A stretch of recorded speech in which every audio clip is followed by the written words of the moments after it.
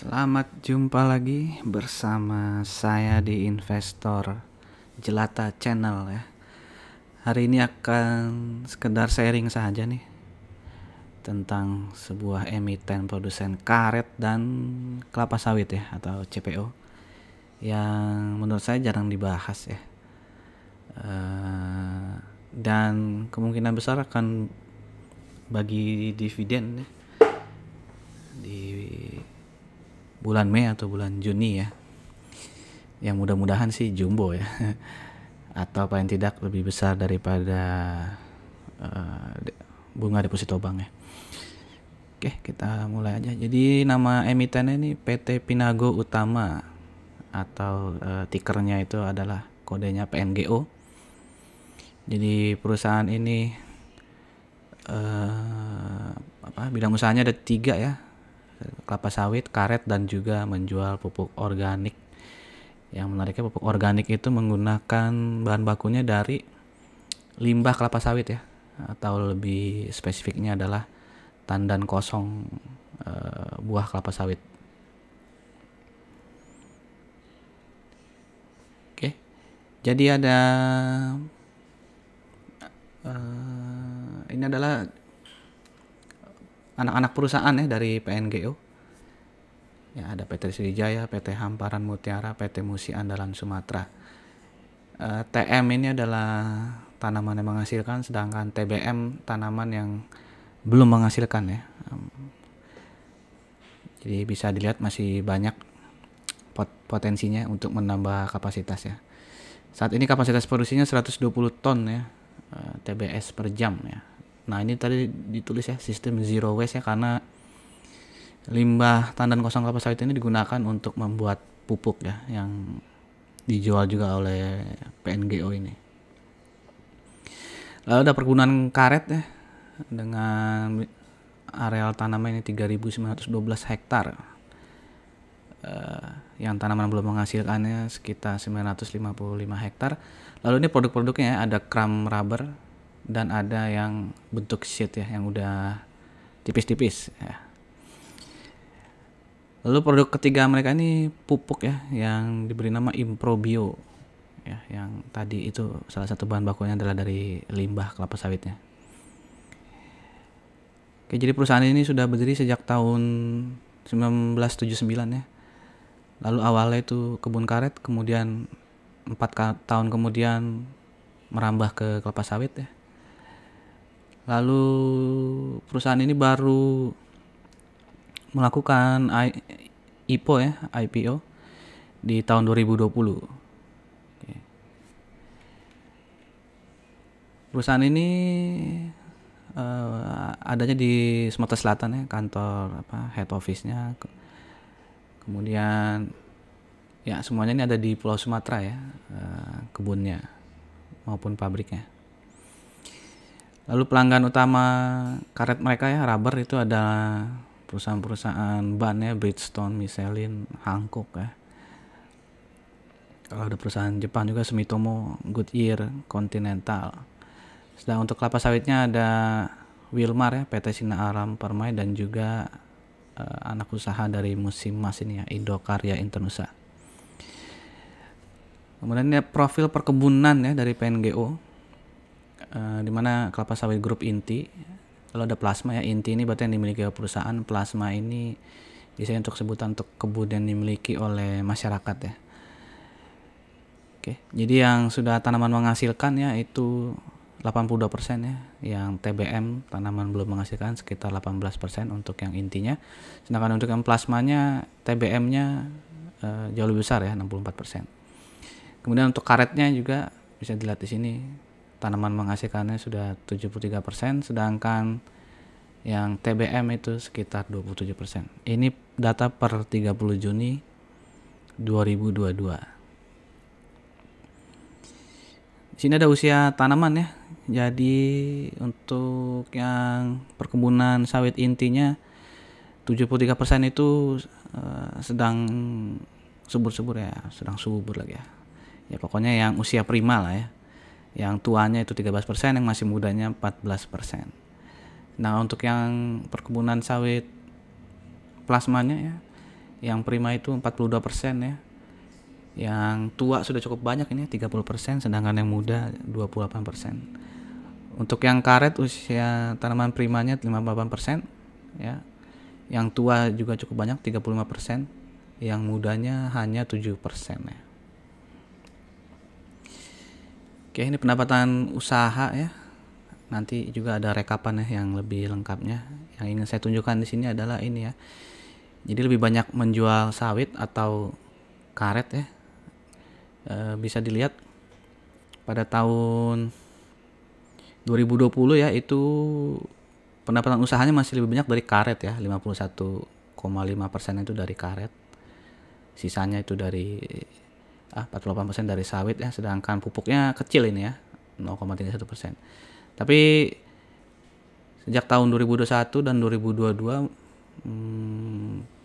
ini ya, lebih banyak pendapatan didapatkan dari bagian sawitnya ya dibandingkan dari bagian karetnya. Oke, yang pupuknya juga semakin sedikit ini ya.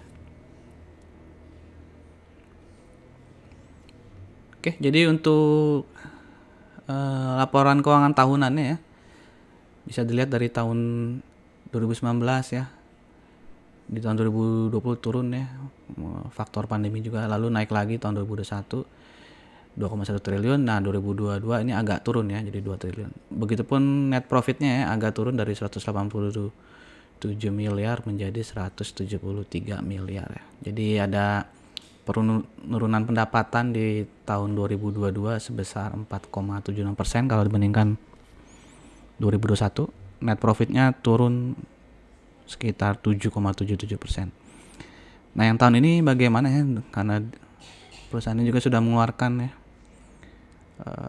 laporan keuangan Q1 nya di tahun 2023. Wah ini salah, oh ya benar ya, tahun 2023, dimana pendapatan itu naik ya dari 513 miliar menjadi 591 miliar di tahun 2023 ini. Jadi ada kenaikan 15%.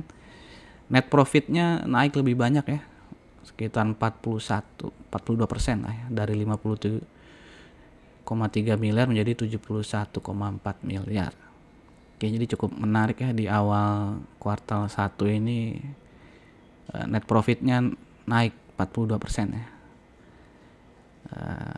Menarik untuk dinantikan ya, apakah Q2, Q3, Q4 nya juga akan sama ya performance-nya.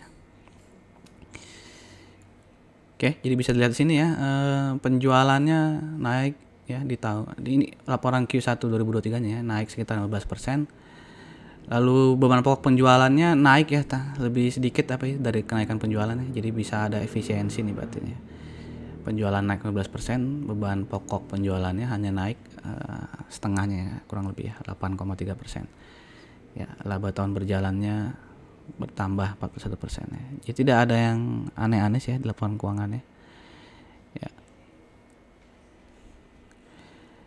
Nah, untuk di Q1 2023 ini juga bisa dilihat ya, bahwa pendapatan dari minyak sawit ini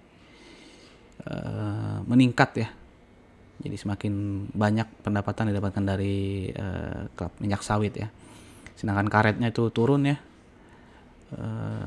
Yang pupuknya turun lebih jauh lagi ya, sekitar hampir 1/5-nya. Oke, kemudian bisa dilihat di sini ya, EPS-nya ya, 91,33. Jadi kalau di annualize dalam setahun ya, kira-kira EPS-nya jadi 365 ya, dimana itu jauh lebih besar dibandingkan di tahun 2022 ya. Tapi ini dengan catatan ya, kalau performance Q2, Q3, Q4-nya akan sama baiknya seperti Q1. Oke, begitupun PBV-nya ya, saat ini 1,35 ya, masih jauh dibandingkan ketika di akhir tahun 2022 dan akhir tahun 2021. ROE-nya juga kalau di analyze itu semakin besar ya, 34% dibandingkan 24%. Oke. Nah, ini juga cukup sehat ya dari segi hutang ya, itu DER-nya saat ini hanya 0,87 ya. Oke, jadi dari tahun ke tahun hutangnya semakin sedikit ya, jadi bagus ya. Oke, kemudian ini sejarah dividennya ya, karena baru melantai di bursa sejak tahun 2020, jadi baru bagi dividen langsung nih ya, tahun depannya bagi dividen ya. 2021 bagi dividen, 2022 juga bagi dividen ya. Kalau di tahun 2021 dalam setahun itu berarti 102 ya. Di tahun 2022 tuh naik ya jadi 120. Oke, jadi ini bagi dividen pertama di tahun 2022 tuh 19 Mei. Jadi kalau kita ambil harga sahamnya di tanggal 18 Mei ya, di CAMDET-nya itu Rp1.555. Ya, yield dividen ya dalam setahun ini ya, bukan di tanggal 19 ya, itu sekitar 7,7% ya. Oke, dalam setahun. Nah, apakah di 2003 akan sama ya besarnya ya? Mungkin akan berkurang dikit ya, karena tadi net profitnya berkurang sedikit ya di tahun 2022 dibandingkan 2021. Oke, nah itu akan mengadakan RUPST ya di tanggal 24 Mei ya. Jadi mungkin di rapat umum pemegang saham tahunan ini akan ditentukan pembagian dividen ya. Ya kan biasanya di bulan Mei ya atau di bulan Juni ya kira-kira pembagian dividen pertamanya ya. Jadi mungkin setelah rapat RUPST ini akan ditentukan ya. Tapi ini disclaimer on ya, bukan ajakan untuk membeli ataupun menjual. Silakan dianalisa kembali. Saya hanya sekedar sharing saja ya, sekaligus menjadi dokumentasi untuk diri saya sendiri nih ya tentang PNGO. Oke. Nah, kekurangan dari PNGO ini ya mungkin jarang dibahas orang juga ya, karena kurang liquid ya. Kadang-kadang banyak ya, tapi rata-rata tuh ya cuma ribuan atau puluhan ribu ya. Misalnya di tanggal ini ya, waduh nggak ada tanggal ya, kira-kira di sini itu volume bisa tinggi ya 216 ribuan ya, tapi sehari-hari ya kecil ini ya, jadi ya cocok lah untuk investor jelata ya, yang kalau beli dikit-dikit ya enggak ya. Oke, jadi kan lebih baik beli sebelum ada ini ya, kan ada yang bilang ya lebih baik kalau udah pengumuman tuh pembagian dividen biasanya harganya udah keburu naik gitu ya, katanya begitu ya. Nah kita lihat aja tentang PNGO ini apakah akan bagi dividen ya atau malah enggak gitu ya. Saat ini ya kalau pakai harga saham, wah ini salah tanggal ya, maksudnya tanggal 3 Mei ya, 3 Mei 2023 ya, itu ditutup di harga 1345. Oke, demikian dari informasi dari saya ya. Sekali lagi silakan dilakukan analisa sendiri lagi sebelum memutuskan ya. Terima kasih sudah mendengarkan. Jangan lupa untuk subscribe ya jika suka dengan channel saya ini. Di share juga saya akan sangat terima kasih. Terima kasih, sampai jumpa lagi di video berikutnya.